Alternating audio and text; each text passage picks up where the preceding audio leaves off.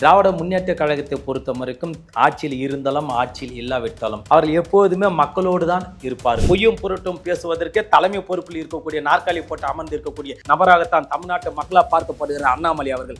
ஐயா, அண்ணாமலை வெறும் பொய் மட்டும் தான் பேசுவார் என்று அனைவருக்கும் தெரிந்தது. அவங்க பண்ண சாதனைகளை பத்தி பேசுறதுக்கு அவங்களுக்கு எதுவுமே கிடையாது. மத்திய அரசை எதிர்க்கிறோம் அது ஒன்னதான் பண்றாங்க. இது இவங்க எதிர்க்கிறது இல்லாம அதிமுகவும் மத்திய அரசை எதிர்க்கணுங்கிறாங்க. 5% வாக்குறுதிகளை வைத்துக் கொண்டு அதை நாங்கள் நிறைவேற்ற முடியாதுன்னு சொல்லவே இல்லையே. தேர்தல் இருக்கிறது, முடிவு நிறைவேற்றி போகிறோம். இலவச மின்சாரத்தை எவ்வளவு வேணாலும் பயன்படுத்தி விவசாயிகள் செழிங்கள் என்று சொன்னார். அதை பேச வாய் வந்ததா? வெற்றி பெற செய்கிறோம் என்று தான் சொல்லி இருக்கிறார்கள். அதற்குள்ள இவ்வளவு பழி போடக்கூடிய நீங்கள் 10 ஆண்டு கால தமிழ்நாட்டு மக்களுக்கு அதிமுக செய்த நன்மைகள் என்ன? சீமானுடைய தேர்தல் பிரச்சாரம் என்பது அவர் தேர்தலுக்கு தேர்தல் மாறி மாறி மாறி மாறி பொய்யும் பொருள் தமிழ்நாட்டு மக்கள் மீது தொடர்ந்து பேசி வருகிறார். அவர் பாஜக பீட்டியமாக இருக்கிறார் என்று அனைவருக்கும் தெரிந்தது. அப்போ நீங்களே ஒத்துக்கிறீங்க, ஐயா காமராஜ் ஆட்சியில் இருந்ததா கிராமம் மெல்ல மெல்ல கல்வி புகுந்ததுன்னு நீங்களே ஒத்துக்கிறீங்க. அப்புறம் 100-200 வருஷத்துக்கு முன்னாடி கல்வி அதிகமா பெண்கள் படிக்கலன்னு சொல்றதுல உதய ஸ்டாலின் சொல்றதுல என்ன சார் தப்பு? ஔவையார் என்னமா சொன்னார்? கற்றது கையளவு ஔவையார் சொன்னாங்களா இல்லையா?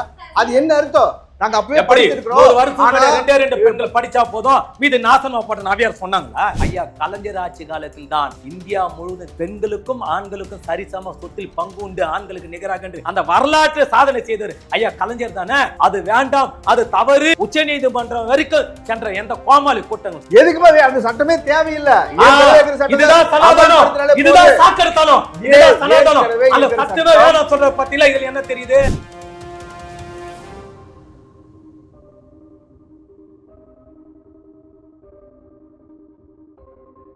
Study in Singapore, Mauritius. Easy entry to Canada, UK, Europe, Australia, New Zealand. For admission contact 7904-710-512. நகர நேயர்களுக்கு வணக்கம். நாடாளுமன்ற தேர்தலையொட்டி அனைத்து கட்சிகளுமே அனல் பறக்க தங்களுடைய பிரச்சாரத்தை மேற்கொள்றாங்க. அதுல எந்த தலைவர்களுடைய பிரச்சாரம் மக்கள் மத்தியில தாக்கத்தை ஏற்படுத்தியிருக்கு, நம்பகத்தன்மையை ஏற்படுத்தியிருக்கு மற்றும் அதிருப்தியை ஏற்படுத்தியிருக்கு அப்படின்றத பத்தி பேச நம்மோடு இணைந்திருக்கிற சிறப்பு விருந்தினர் தேசிய முன்னேற்ற கழகத்தின் நிறுவன தலைவர் திரு ஜி சிவா அவர்கள். வணக்கம் சார். வணக்கம் மேடம். மற்றும் மூத்த பத்திரிகையாளர் திரு எல்டிஆர் அவர்கள். வணக்கம் சார். வணக்கம் தேவிகா. முதல்ல நம்ம ஜி சிவா சார் கிட்ட இருந்து கேள்வி ஆரம்பிக்கலாம். சார், இப்போ எல்லா கட்சியிலுமே அனல் பறக்க பிரச்சாரம் போயிட்டு இருக்கு. இதுல எந்த தலைவர்கள் சிறப்பா செயல்படுறாங்க? தேர்தல் பிரச்சாரம் என்கின்ற அந்த ஒரு ஒற்றை வரியை சுருக்கி பார்ப்பதை விட திராவிட முன்னேற்ற கழகத்தை பொறுத்த வரைக்கும் ஆட்சியில் இருந்தாலும் ஆட்சியில் இல்லாவிட்டாலும் அவர்கள் எப்போதுமே மக்களோடு தான் இருப்பார்கள். ஒன்று. அப்போது ஆளுங்கட்சியாக இருக்கக்கூடிய திமுக மிகப்பெரிய அளவில் இந்த 3 ஆண்டு காலத்திலே அவர்கள் என்ன செய்ய இந்த நாட்டு மக்களை உதவி செய்ய முடியுமா? தமிழ்நாட்டு மக்களுக்கு நிதி பற்றாக்குறை இருந்தும் கூட பல உதவிகளை தொடர்ந்து செய்து கொண்டு தான் வந்திருக்கிறார்கள். ஆகவே அதையெல்லாம் வைத்து தொடர்ந்து திமுக தோழமை கட்சிகளும் திமுக தலைமையும் மக்கள் மத்தியில் தேர்தல் பிரச்சாரத்தை மிக விரைவாகவும் வேகமாகவும் அதே போன்று உண்மைத்தன்மையோடு பேசி வருகிறார். ஒன்று. மத்திய பாஜகவில் இருக்கக்கூடிய பாஜகவினர் தொடர்ந்து அவர்களை 10 ஆண்டு காலம் செய்த நன்மைகள் இந்த நாட்டு மக்கள் எதுவுமே இல்லாத காரணத்தினால் அவர்கள் வெறும் மக்களை சந்தித்து திமுக மீது பொய்யும் பொருட்டு மட்டும் பேசி அவர்களோட எந்த விதமான சரக்குகளும் இல்லை, நாங்கள் இந்த நாட்டு மக்களுக்கு ஏதாவது செய்திருக்கிறோம் என்று சொன்னால் அவர் செய்தது எதுவும் இல்லை, விற்றது தான் அதிகமாக இருக்கிறது. ஆகிய பாஜக சொல்வதற்கு எந்த விதமான பிரச்சாரத்தில் உண்மைகள் இல்லை. ஆகையால் பாஜக அந்த வட்டத்தில் வெளியேறிவிட்டார்கள் அல்லது மக்களால் வெளியேற்றப்பட்டிருக்கிறார்கள். ஒன்று. அப்போது 2ஆம் இடத்தில் இருக்கக்கூடிய அதிமுக அவர்கள் 10 ஆண்டு காலம் தொடர்ச்சியாக தமிழகத்திலே தலைமை பொறுப்பில் இருந்தார்கள்.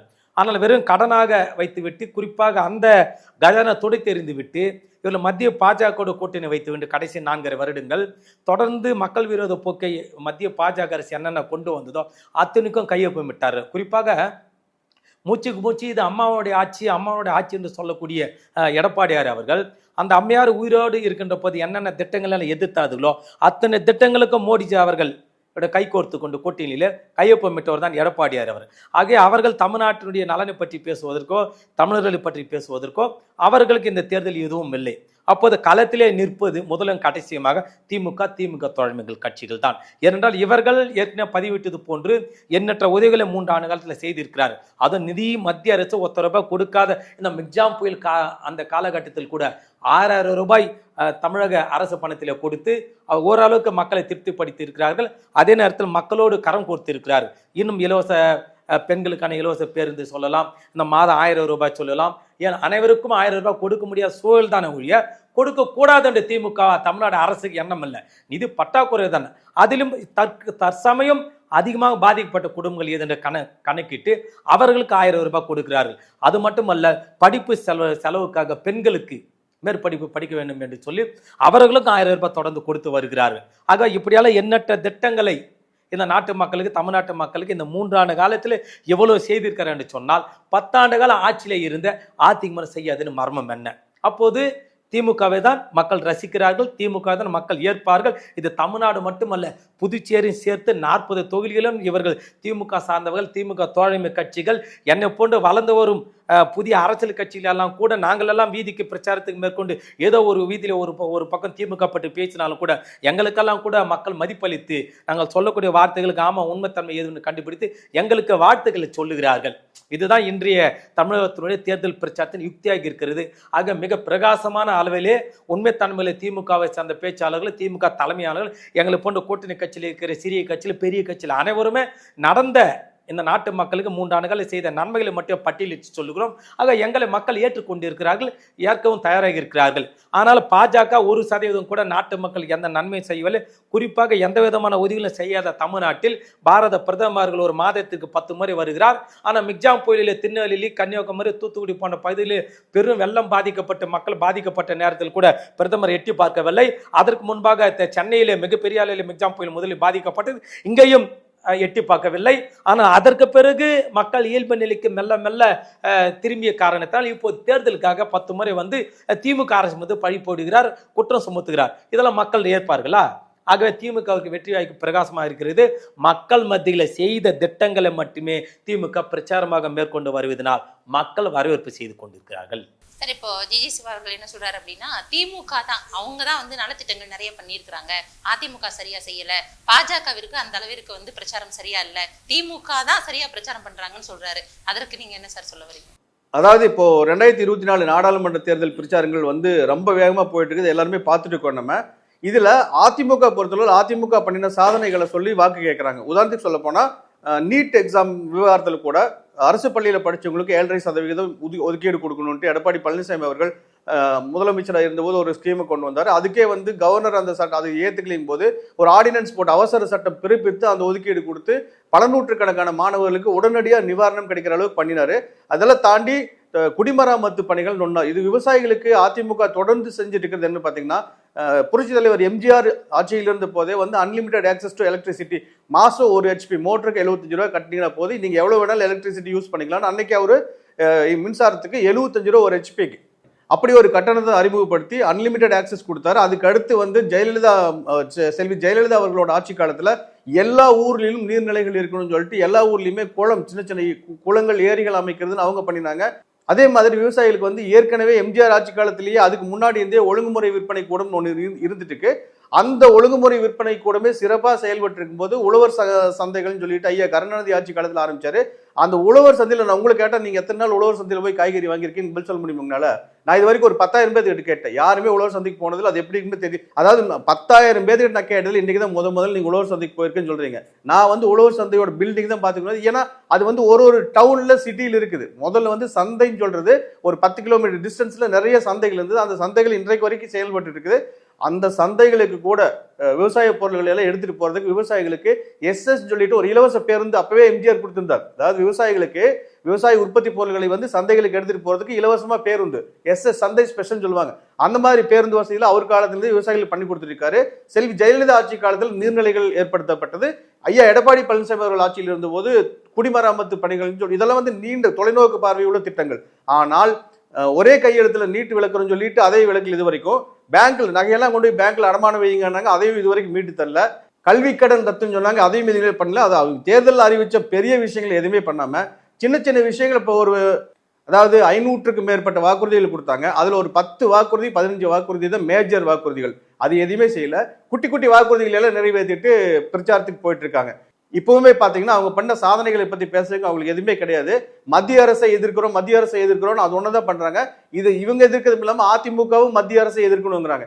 ஆக்சுவலா பார்த்தா வரலாற்று அடிப்படையில் பார்த்தா 2014லயோ 2019லயோ சென்ட்ரல்ல கவர்மெண்ட் ஃபார்மேஷன்ல தமிழ்நாடு வந்து ஒரு கான்ட்ரிபியூட்டிங் ஃபேக்டரே கிடையாது. அதே மாதிரி இந்த தேர்தல் இருக்க போகுது. மத்திய அரசை ஏன் எதிர்க்கணும்? நமக்கு தமிழ்நாட்டோட உரிமைகள் காக்கப்பட வேண்டும், தமிழ்நாட்டோட உரிமைகள் மீட்கப்பட வேண்டும் அப்படிங்கிறதுல அதிமுக தொடர்ந்து உறுதியா இருந்துட்டு இருக்கு. சார் இப்போ இவ்வளவு நலத்திட்டங்கள் செஞ்சா கூட சார் என்ன சொல்றாரு அப்படின்னா திமுக அவங்க செஞ்சதை சொல்லிதான் பிரச்சாரம் பண்றாங்க, அதனால வந்து மக்கள் மத்தியில வந்து ரீச் ஆகுறாங்கன்னு சொல்றாரு. அப்படி இருக்கும் அதிமுக சார்பில் பிரச்சாரம் பண்ணக்கூடிய தலைவர்கள் அவர்கள் செய்த நலத்திட்டங்களை காட்டிதான் வந்து பிரச்சாரம் பண்றாங்களா அப்படின்ற கேள்வியை வந்து அவர் வைக்கிறார். அதுக்குதான் நான் வரேன். இப்ப நான் இவ்வளவு நேரம் சொன்ன இது ஏதாவது உதயநிதியோ ஐயா ஸ்டாலினோ சொல்றாங்களா பிரச்சாரத்துல சிங்கிள் சிக்னேச்சர்ல நீட் ஒழிக்கணும்னு ஒழிக்க முடியல. குறுக்கெடுக்க மன்னிக்கணும், நான் சொல்றேன்.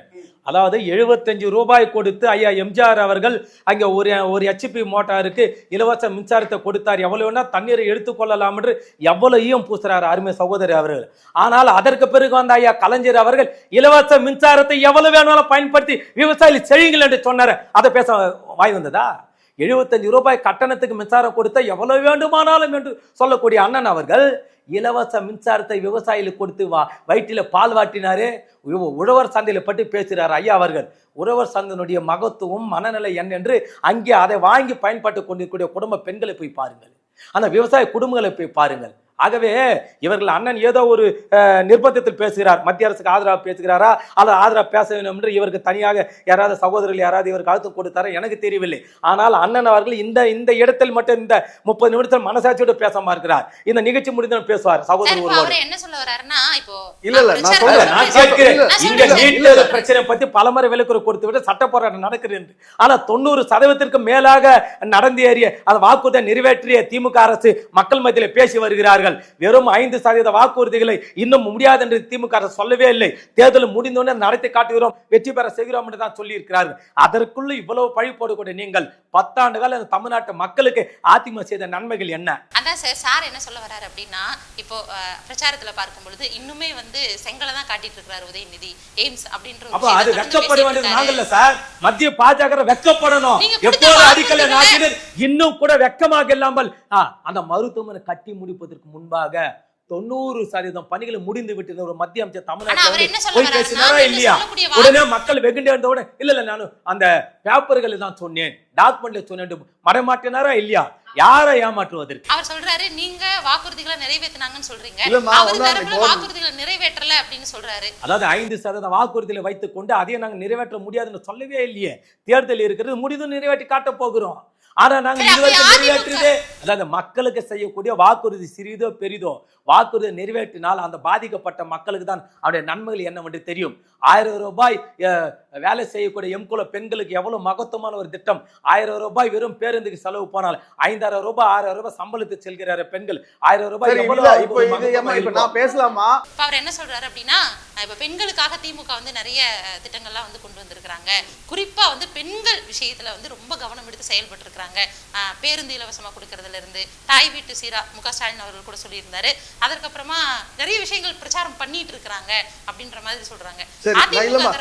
நான் முதல்ல பேசுது விவசாயிகளுக்கு இலவச மின்சாரம்ங்கிறது ஒரு ஹெச்பிக்கு 75 ரூபாய் கொடுத்துட்டு அது மிகப்பெரிய இலவசம் கொடுத்துன்னு சொல்றாங்க. அது ஒரு விஷயம். ரெண்டாவது, பேருந்தில் இலவச பயணங்கள் கொடுத்தாங்கன்னா பேருந்து தொழிலாளர்கள் பேருந்துல வந்து கண்டக்டர் டிரைவர் ஒர்க் ஷாப்ல ஒர்க் பண்றவங்கன்னு சொல்லிட்டு பல்லாயிரக்கணக்கானோட வயிற்றுல அடிச்சு அவங்களுக்கு அவங்களோட சாபத்தை வாங்கிட்டு இந்த இலவச பயணத்தை கொடுத்துட்டு இருக்காங்க. ஏமா பேருந்துல ஒருத்தர் வந்து இது மூச்சு விட முடியாம போராட்டத்துல பம்ப் அடிச்சுட்டு அந்த இது பாக்ஸ் ஒன்று வச்சுட்டு மெஷின் அடிச்சுட்டு உட்காந்து போராட்டம் பண்றாரு. 15 வருஷமாச்சு. ரிட்டையர் ஆகி போற வெறும் பேப்பர் கையில் கொடுக்குறாங்க. முதல்ல ரிட்டையர் ஆகி போனா ஒரு லம்சம் அமௌண்ட் கொடுத்து அவங்க எத்தனை வருஷம் சர்வீஸ் பண்ணாங்கன்னு ஒரு அமௌண்ட் கொடுத்து அனுப்புவாங்க. அவங்களோட வயிற்றுல அடிச்சு தூக்கி அந்த பணத்தை அப்ப அது கொடுத்துட்டு கவர்மெண்ட் இலவச பயணம் கொடுத்துருக்காங்க. இதெல்லாம் யாருக்கு பாதிப்பு ஏற்படுத்த நினைக்கிறீங்க? ஏற்கனவே வந்து தமிழ்நாடு போக்குவரத்து துறை பல நிதி ஆதாரங்கள் இல்லாம தவிச்சிட்டு இருக்கும் போது அந்த தொழிலாளர்களுக்கு 10 வருஷம் போக்குவரத்து நடுவீதில் நிறுத்தியவர் தான் அதிமுக ஆட்சியாளர். அதையும் சொல்லணும்ல. நம்ம தலைப்புக்கு வருவோம். இந்த தலைப்பு என்ன அப்படின்னா, இந்த பிரச்சாரங்கள் மக்களுக்கு எந்த அளவிற்கு தாக்கத்தை ஏற்படுத்தும். அதுதான் நான் சொல்ல வர்றேன். இப்போ நீங்க திமுக சாதனைகளை சொல்லி பிரச்சாரம் பண்றாங்கன்னு சொல்லி இதெல்லாம் ஏதாவது பேசுறாங்களா? அவங்க எடப்பாடி பழனிசாமி ஐயா பிரச்சாரத்துல போய் பாருங்க. அவர் என்ன சொல்றாருன்னு, குடிமராமத்து பணியில இருந்து அவர் மக்களுக்கு பண்ண 7.5% ஒதுக்கீட்டுல இருந்து 1008 விஷயங்களை சொல்லிட்டு இருக்காரு. ஏன்னா உண்மை, அதெல்லாம் உண்மை. சரியா? திமுக வந்து சொன்ன எதையுமே செய்யல. ஆனா செய்யாத இதை விட உதயநிதி ஸ்டாலின் பிரச்சாரத்துல வரலாற்று உண்மையை மறைக்கக்கூடிய விஷயங்களை பேசிட்டு இருக்காரு. என்ன சொல்றாருன்னா, 200 வருஷத்துக்கு முன்னாடி பெண்களுக்கு படிக்கிறதுக்கே உரிமை கிடையாதுங்கிறாரு. தமிழ்ல வந்து 1000 வருஷம் 1500 வருஷத்துக்கு முன்னாடி பெண் புலவர்கள் இருந்திருக்காங்க. அவ்வையார் வந்து காக்கை பாடி படிப்பு இருக்கும்போது சின்ன குறுக்கீடுங்க ஐயா. ஐயா ஒரு சின்ன குறுக்கீடு. இருமா, பெண்களுக்கு கல்விங்கிறது ஐயா 1000 ஒரு சின்ன வருஷத்துக்கு குறுக்கீடு. முன்னாடி இந்த மேடம் தவறான தகவல்லாம் ஐயா சொல்லக்கூடாது. அவரு ஐயா உதயநிதி ஸ்டாலின் அவர் பேசக்கூடிய கருத்து என்னன்னு சொன்னால் 200 வருடங்களுக்கு முன்பாக பெண்களுடைய படிப்புக்கு எத்தனை பேர் படித்தார்கள் அந்த புள்ளி விவரம். திராவிட ஆட்சிகள் தமிழகத்தில் நீதி கட்சியில் இருந்து அதனை நீட்சியாக தொடர்ச்சியாக திமுக வரைக்கும் பேசுகிற அதனுடைய புள்ளி விவரம். அப்போது அங்கொன்றும் இங்கொன்றுமாக படித்த பெண்கள் யார்? குறிப்பாக எந்த குடும்பத்தை சார்ந்த பெண்கள் மட்டும் தான் படிக்க வேண்டும் அஜெண்டா வகுத்தது யார்? இப்போது அனைவருக்கும் கல்வி, அத்தனை மதம் சாதி என்று பார்க்கால் அனைவரும் படிக்கிறார். இந்த புள்ளிவர் தான் சொல்லுகிறார். நீங்கள் 1000 வருடத்துக்கு முன்பாக 200 வருடங்களுக்கு முன்பாக 2 பெண்கள் படித்தார் மேற்கொள் காட்டி இந்த மடமாற்று வேலை செய்ய வேண்டாம். வீட்டுக்கு அனைவரும் படித்துக் கொண்டிருக்கிறார். 1000 வருடங்களுக்கு முன்பாக 200 வருடங்களுக்கு முன்பாக அங்கே படிக்க வைத்தார்களா? அனைவரும் பல கல்லூரிக்கு சென்றார்களா? அனைவரும் மேற்படிப்பை முடித்தார்களா? அந்த புள்ளிவர் தான் ஐயா உதயநிதி ஸ்டாலின் சொல்லுகிறார். நீங்கள் இப்படியெல்லாம் சொல்லக்கூடாது. 200 வருஷத்துக்கு முன்னாடி இங்கிலாந்துலயே ஒரே ஒரு லேடி தான் படிச்சு வந்திருந்தாங்க. அதுக்கு வேண்டி நம்ம 200 வருஷத்துக்கு முன்னாடி படிப்பெல்லாம் யாருக்கும் மறுக்கல. அன்றைக்கு கல்வி நிலையங்கள் கூட இல்ல. சொல்ல போன தமிழ்நாடு எஜுகேஷன் டெவலப் ஆனதுக்கு ஐயா காமராஜரோட ஐயா காமராஜருக்கு உறுதுணையா இருந்து அவரோட எல்லா ஊர்லயும் ஸ்கூல் தொடங்கினாங்கல்ல, அதுக்கெல்லாம் ஹெல்ப் பண்ணது யாருன்னு பாத்தீங்கன்னா கோவை மாவட்டத்தை சேர்ந்த சுவாமி சித்பவானந்தாங்கிறவங்க அவினாசிலிங்கம் செட்டியார் திருப்பூர் மாவட்டத்தில் நீங்களே ஒத்துக்கிறீங்க. ஐயா காமராஜ் ஆட்சியில இருந்துதான் கிராமத்துல மெல்ல கல்வி புகுந்ததுன்னு நீங்களே ஒத்துக்கிறீங்க.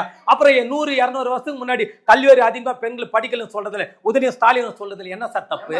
ஔவையார் என்னமா சொன்னாரு? கட்டுறது கையளவு ஔவையார் சொன்னாங்களா இல்லையா? அது என்ன அர்த்தம்? நாங்க அப்பவே படிச்சிருக்கோம். 100 வருஷத்துக்கு 2 பெண்கள் படிச்சா போதும் மீது நாசமா போட்ட நவியார் சொன்னாங்களா?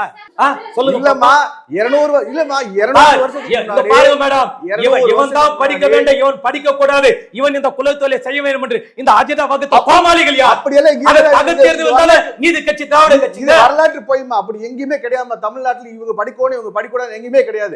இந்த வரலாற்று பொய்யை தான் திமுக தொடர்ந்து பொய் சொல்லி பெரியார் தான் கல்வி கொடுத்தாரு. இது வந்து அப்பட்டமா அடிமை விலங்குகளை உடைப்பதற்கு ஒரு புறம் இருந்தாலும் இங்க வீட்டில் இருக்கக்கூடிய பெண்கள் படிக்க வேண்டும் என்று குரல் கொடுத்து வீதிக்கு வர செய்து பள்ளிக்கூடத்தில் அமர செய்து மிக பெரிய அளவில் தெளிவை கொடுத்தது திராவிட கட்சிகள் தான். அதிலும் குறிப்பாக நீதி கட்சியிலிருந்து வரக்கூடிய தொடர்ச்சி திமுகவோடு இன்று இந்த அளவு வெற்றி நடை போட்டுக் கொண்டிருக்கிறது. ஆகவே ஏதோ சரி நான் கேட்கிறேன், இவ்வளவு ஐயா பேசுறாருல பெண்களுக்கு நாங்க 100 வருடத்துக்கு முன்பாக வரமா 100 வருடங்களுக்கு முன்பாக எல்லாம் படிச்சுட்டு இருந்தாங்க, இவ்வளவு பேசுறாருல உதயநிதி ஸ்டாலின் பொய்யா சொல்றாருல்ல. ஐயா கலைஞர் ஆட்சி காலத்தில் தான் இந்தியா முழுவதும் திரும்பி பார்க்கக்கூடிய வரலாறு பெண்களுக்கும் ஆண்களுக்கும் சரிசம சொத்தில் பங்கு உண்டு, ஆண்களுக்கு நிகராக என்று அந்த வரலாற்று சாதனை செய்தவர் ஐயா கலைஞர் தானே. அது வேண்டாம், அது தவறு என்று உச்ச நீதிமன்றம் வரைக்கும் சென்ற எந்த கோமாளி கூட்டங்கள் சொல்லுவார் ஐயா? தவறு, பெண்களுக்கு சொத்தில் பங்கு கொடுத்து விட்டால் அவர் தவறாக போய் விடுவார்கள் என்று பல கற்பனை கதைகளை சொல்லி மூட நம்பிக்கை தீமூட்டி எவ்வளவு கொச்சைப்படுத்தினார் பெண்களை. ஆனால் உச்ச நீதிமன்றம் வரைக்கும் சென்று வாதாடி நாங்கள் கொண்டு வந்த அந்த சட்டமன்றத்தில் இதுதான் நீடிக்கும் என்று சொல்லி வெற்றி பெற செய்தது திமுக தானே. இது இன்னொரு மிகப்பெரிய இல்ல இது இன்னொரு மிகப்பெரிய பொய். எப்படி பொய்? எந்த மாநிலத்துல பெண்களுக்கு ஆண்கள் சொத்துல பங்கு வேணும் சொல்லிட்டு எங்க வெற்றி பெற்று இருக்கிறாங்க? உண்மையை சொல்லுங்க. மிகப்பெரிய பொய் அது. என்ன தெரியுமா உண்மையா நடந்தது? இல்லம்மா, என்றைக்கு ஆண்களும் பெண்களும் சமம்னு அரசியலமைப்பு சட்டம் கொண்டு வந்துட்டாங்களோ அன்றைக்கே இதெல்லாம் வந்து காமன் ஆயிடுச்சு. எல்லாத்துக்குமே எல்லாம் சமம். கருணாநிதி ஐயா வந்து தனியா ஒரு சட்டம் கொண்டு வந்தாங்க. இப்ப 3 மாசம் முன்னாடி சென்னை ஹைகோர்ட்ல ஒரு பழங்குடியின பெண் வந்து எனக்கு சொத்துரிமை கொடுக்க மாட்டேங்கிற கேஸ் போட்டு 15 வருஷமா கேஸ். குடும்ப பிரச்சனைங்க. அதுதான் குடும்பத்துல கிடையாது. அது நாம நீதிமன்றம் வாங்க முடியும். பொதுவா பெண்கள் ஆண்களுக்கு எதிராக பெண்களுக்கு சொத்தில் பங்கு கொடுத்தே தீர வேண்டும் என்ற சட்டத்தை ஈட்டுறது யார்? திமுக. அதுக்கு முன்னாடி அவர்கள் தானே. ஏன் மறைக்கிறீங்க? ஏன் மூடி மறைக்கிறீங்க? ஏன் மனம் மாத்துறீங்க? அதுக்கு முன்னாடி 50 வருஷத்துக்கு முன்னாடி ஆண்கள் பெண்கள் சமம்னு சட்டம் கொண்டு வந்துட்டாங்க. அங்கே சொத்தில் பங்கு கொடுத்தே தீர வேண்டும் என்று அரசு கட்சிட்டாவிலே வெற்றி தீர்மானத்தை நிறைவேற்றி சட்டத்தை ஈட்டுவது என்பது வேறு. இது எதுங்க உண்மை? எதுக்குமே அந்த சட்டமே தேவையில்லை. இதுதான் சனாதனம், இதுதான் சாக்கடைத்தனம், இதுதான் சனாதனம். அந்த சட்டமே வேணாம் சொல்ற பத்தில இதுல என்ன தெரியுது? பெண்களுக்கு சொத்தில் வேண்டாம் இவரே ஒத்துக்கிறாங்களா? ஏற்கனவே ஆண்களும் பெண்களும் சமம்னு ஒரு சட்டம் இருக்குது. அந்த சட்டத்தை ஒழுங்கா நிறைவேற்ற இதை தாண்டி ஒரு family act, Hindu family act, Christianity எல்லாமே அந்த ஆக்டுகள் இருக்கிற சமன்பாடுகளை சரி செய்ய வேண்டிய ஒரு தேவை இருக்குது. ஒழிய பெண்களுக்கு சொத்துரிமை கருணாநிதி சொன்ன பின்னாடி தான் சொத்துரிமை வருதுங்கிறது வந்து நடைமுறையில் வேணா இருக்கலாம். பட் அதுக்கு முன்னாடியே வந்து தியரிட்டிக்கல் கோட்பாட்டு அளவில் அதுக்கு முன்னாடி இருந்து இருக்கு. ஆல்ரெடி இருக்கிற ஒரு விஷயத்தை எஸ்டாப்ளிஷ் பண்ணியிருந்தாலே போது இவர் தனியாக ஒரு சட்டமே கொண்டு இருக்க வேண்டியது இல்லை. சரி, இப்போ நம்ம ஸ்டாப் பண்ணிப்போம். என்ன அப்படி? ஓகே, சரி, இப்போ நம்ம வந்து கேட்குற கேள்வியே என்ன அப்படின்னா, இப்போ இந்த பிரச்சாரம் எல்லா கட்சிகளும் பிரச்சாரம் பண்றாங்க, யாருடைய பிரச்சாரம் தாக்கத்தை ஏற்படுத்தியிருக்கு அப்படின்றது தான். இப்ப திமுக அதிமுகவை தாண்டி பாஜக மாநில தலைவர் அண்ணாமலை அவர்கள் பேசுறதுக்கும் ஒரு மக்கள் வந்து நம்புறதுக்கு தயாரா இருக்கிறாங்க. இன்னொரு பக்கம் இப்ப சீமான் அவர்களுடைய நாம் தமிழர் கட்சியோட மாநில ஒருங்கிணைப்பாளர் சீமான் அவர்களுடைய பிரச்சாரமும் போயிட்டு இருக்கு. இப்ப சமீபத்துல கூட சீமான் அவர்கள் சொன்ன ஒரு குட்டி கதை, திருடன் கதை வந்து காலம் காலமா பேசிட்டு இருக்கிறாரு.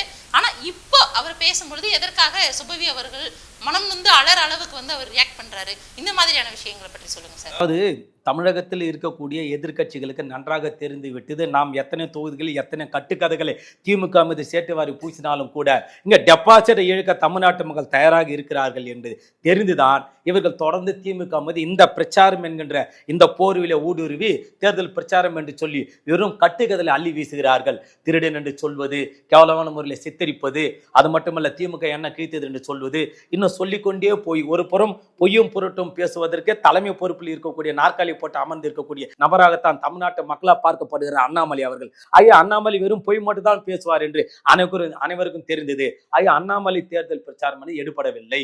அது மட்டுமல்ல, இன்னொரு புறம் சீமானுடைய தேர்தல் பிரச்சாரம் என்பது அவர் தேர்தலுக்கு தேர்தல் மாறி மாறி மாறி மாறி பொய்யும் பொருள் தமிழ்நாட்டு மக்கள் மீது தொடர்ந்து பேசி வருகிறார். அவர் பாஜக பீட்டியமாக இருக்கிறார் என்று அனைவருக்கும் தெரிந்ததுதான். இந்த புறம் அதிமுக பார்த்தால் நாங்கள் ஆட்சியில இல்லையே, இருக்கக்கூடிய இந்த கட்சியை தக்க வைத்துக் கொள்ள வேண்டும், அப்போது எனது தலைமையிலே இந்த தேர்தலை சந்திக்கிறோம், இபிஎஸ் அவருடைய தலைமையில தேர்தலை சந்திக்கிறோம், குறைஞ்சபட்சம் ஒரு குறிப்பிட்ட வாக்கு சதவீதம் வெற்றி பெறாது என்றது அதிமுக தோழமை கட்சிகளுக்கு அதிமுக தெரியும்.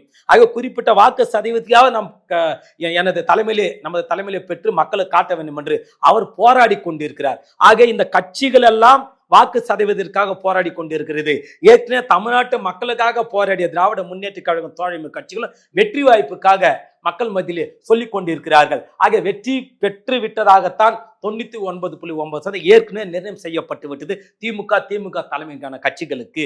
இன்னும் 1% தான் பாக்கி இருக்கிறது. அந்த 1% ஓரிரு நாட்களில் தேர்தல் பிரச்சாரத்தின் மூலமாக இவர் நிவர்த்தி செய்து மாபெரும் வெற்றியை 40 தொகுதியிலும் வருகின்ற நாடாளுமன்ற தேர்தலில் முடிவு எண்ணிக்கையில் தெரியும். சரி, அவர் சொன்னாரு அண்ணாமலை அவர்களுடைய பிரச்சாரம் வந்து எடுபடாது, அதே மாதிரிதான் நாம் தமிழர் கட்சியும் அப்படின்ற மாதிரி சொல்றாரு. உங்களுடைய பார்வை என்ன? நான் வந்து இப்போ அரசியல் தலைவர்கிட்ட போலிமா சாதாரணமா மெயின் ஸ்ட்ரீம் மீடியாவில இருந்து யூடியூப் மீடியா வரைக்கும் இன்றைக்கு இப்போ ஒரு 3 மாசமா 6 மாசமா நம்ம பார்த்தோம்னா திமுகவோட அண்டா குண்டா சொம்புனாலும் சொல்லிக்கிறாங்கல்ல, அவங்க எல்லாம் 3 மாசத்துக்கு முன்னாடி என்ன பேசிட்டு இருந்தாங்கன்னா, இந்த எலெக்ஷன் 2024 நாடாளுமன்ற தேர்தலில் 40க்கு 40, அதாவது 39+1 40க்கு 40 திமுக அலையன்ஸ் தான் ஜெயிக்கும் கன்ஃபார்மா பேசிட்டு இருந்தாங்க 4-5 மாசமா. இப்போ ஒரு மாசமா வந்து அதுல கொஞ்சம் மாத்தி என்ன பேசுறாங்கன்னா, அதிமுக வந்து மத்தியில் இருக்கக்கூடிய பாஜகவை எதிர்த்து பேசினா மட்டும்தான் வெற்றி வாய்ப்புன்னு பேசினாங்க. இப்போ இந்த 2-3 நாள் என்ன பேசிட்டு இருக்காங்கன்னா, அதிமுக தீவிரமா பிரச்சாரம் பண்ணுது, அதிமுக இருக்கிற வரவேற்பு எல்லாம் பார்த்துட்டு மோடியை எதிர்க்க வேண்டும், பிரதமருக்கு எடப்பாடி பழனிசாமியாவுக்கு வேற ஒண்ணுமே கிடையாது, மோடியை எதிர்க்கணும், அவர் எதிர்க்கலைன்னா மறுபடியும் ஜெயிக்க முடியாதுங்கிறாங்க. இதோட மீனிங் என்னன்னா, முதல்ல 40க்கு 40 திமுக ஜெயிக்கும் சொன்னவங்க இப்போ அதிமுகவும் பல தொகுதிகளில் வெற்றி பெறும் அப்படிங்கறது அவங்களே புரிஞ்சுட்டு வெற்றி பெறும். அதாவது தமிழகத்தை பொறுத்தவரை திமுக அதிமுக 2 கட்சிகள் தான். ஆக பாஜக வளரவில்லை என்பதற்காக அதை திமுக பேசுகிறாரு ஒழிய அதிமுக இந்த நாடாளுமன்ற தேர்தல் வெற்றி பெற நாங்க எங்க பேசலையே, நாங்க தான் வெற்றி பெறும் தான் பேசி இருக்கிறோம். இப்ப இந்த பிரச்சாரத்துல பார்க்கும்போது ஒரு பக்கம் எடப்பாடிக்கா உதயநிதிக்கான்ற மாதிரியான பிரச்சாரம் போது, இன்னொரு பக்கம் அண்ணாமலை பேசுறதும் அதற்கு சீமான் பதிலடி கொடுக்கறதுமா போயிட்டு இருக்கு. இந்த பிரச்சாரங்களை எப்படி பாக்குறீங்க? அத இரண்டாம் கட்ட கட்சியில் அப்படித்தானே பேசும். பாஜகவும் வாக்கு சதவீதத்திற்காக குறிப்பிட்ட வாக்கு சதவீதம் தனது கட்சி இருக்கிறது என்று காட்டுவதற்காகவே திமுக பழி போட்டு பேசி வருகிறார்கள். ஆனால் வெற்றி இருக்கிறது திமுக தலைமையிலான கூட்டணிக்கு என்று மக்கள் பேசுகிறார்கள். இதுதான் இந்த தேர்தலுடைய முடிவு. எழுதி வச்சுக்கோங்க. ஏமா உதயநிதி ஸ்டாலின் பேசுறவக்கோ அமைச்சர் பேசுறவக்கோ தென் சென்னை தொகுதியில் தமிழச்சி தங்கப்பாண்டியன் பேசினப்பெல்லாம் மக்கள் எவ்வளவு எதிர்ப்பு காட்டினாங்கன்னு தெரியும் உங்களுக்கு. மக்கள் வந்து அதிமுகவை வெற்றி பெற செய்வதன் மூலம் மட்டுமே திமுகவிற்கு வலுவான எதிர்ப்பை பதிவு செய்ய முடியும் அப்படிங்கிறதுல உறுதியா இருக்காங்க. வாக்கு வங்கி இல்லாத பாஜகவுக்கும் சீமானுக்கும் வாக்களித்து வாக்களை வீணடிப்பதற்கு பதிலாக அதிமுகவுக்கு இரட்டை இலை சின்னத்தில் வாக்களிக்க வேண்டும் என்பதில் தமிழக வாக்காளர்கள் உறுதியா இருக்காங்க. என்னால உறுதியா சொல்ல முடியும். சரி, அவர் என்ன சொல்றாரு அப்படின்னா, இப்ப திமுக எங்க பிரச்சாரம் பண்ண போனா கூட மக்கள் வந்து அதிகமா எதிர்க்கிறாங்க, முற்றுகையிடுறாங்க. அதனால திமுகவை தாண்டி அதிமுகவுக்கு தான் வாய்ப்பு. இல்ல இதெல்லாம் தவறான குற்றச்சாட்டு. அதாவது தமிழகத்தில் இருக்கக்கூடிய எதிர்கட்சியினுடைய தோல்வி பயம் வந்து விட்டது. ஆகவே எதிர்கட்சியினுடைய உறுப்பினர்களை தான் திமுக சார்ந்த வேட்பாளர் வீதிக்கு வருகின்ற போது பொய்யாக நீங்கள் தொகுதிக்கு வரவில்லை, எங்களுக்கு எந்த திட்டங்களும் செய்யவில்லை என்று இவர்களை கேட்க வைக்கிறார். அது பொது பொதுமக்கள் அல்ல. பொதுமக்களோடு எதிர்க்கட்சி உறுப்பினரை அனுப்பி திட்டமிட்டு இப்போ ஊடகங்களை திசை திருப்பக்கூடிய வேலையை எதிர்க்கட்சியில் கச்சிதமாக செய்து வருகிறார்கள். இந்த தகுதித்த வேலைகளுக்கு எதிர்க்கட்சி தான் காரணம் என்று அந்த பொதுக்கூட்டத்தில் இருக்கக்கூடிய மக்களுக்கு இது நன்றாக தெரியும். ஆகவே எத்தனை திசை திருப்பு வேலைகளை, மரமாற்று வேலைகளை திமுக தோழமை கட்சிகளுக்கு எதிர்க்கட்சி வியூகம் வகுத்தாலும் கூட அத்தனை தடைகளையும் உடைத்து திமுக தலைமைக்கு தான் மாபெரும் வெற்றியை கொடுப்பார். நாடாளுமன்ற தேர்தலில் 40 தொகுதிகளுக்கும் திமுக தான் வாய்ப்பளிக்க மக்கள் தயாராக இருக்கிறார்கள். வெற்றி வாய்ப்பு பிரகாசமாக திமுக கூட்டணிக்கு மட்டுமே உண்டு. இதுதான் 6 மாசமா சொல்லிட்டு இருந்தாங்க, இப்ப மாத்திட்டாங்க, அவ்வளவுதான் மேட்டர். இப்ப தேர்தல் பிரச்சாரங்களை பத்தி மக்களுக்கு எந்த அளவிற்கு ஒரு நம்பிக்கை இருக்கு, அதிருப்தி இருக்கு அப்படின்றத பத்தி பேசுனீங்க. மேலும் நம்ம தொடர்ந்து பேசலாம். இன்று எங்களோட இணைந்திருந்து பல்வேறு விஷயங்களை பகிர்ந்து கொண்டதற்கு நன்றி சார். நன்றி தேவிகா.